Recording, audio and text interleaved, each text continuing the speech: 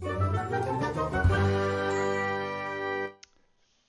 you guys, it's Badger here, and the Christmas season is around, and we picked up a fake Christmas tree because it is better for our environment. And this is what it looks like. I mean, you can tell it is obviously not real when you close and you touch it and stuff. It doesn't smell, obviously, and it's a little more wobbly, but and all in all, I have to admit it's better than I thought it would be, for sure.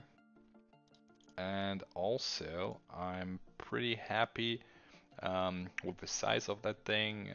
It's all made of wire, so you can actually like bend it the way you want it to be. And it was like pretty easy to set up. As you see down here, you just put it right in there, and then you just have like three center pieces. You stick them together, and then basically you're good to go.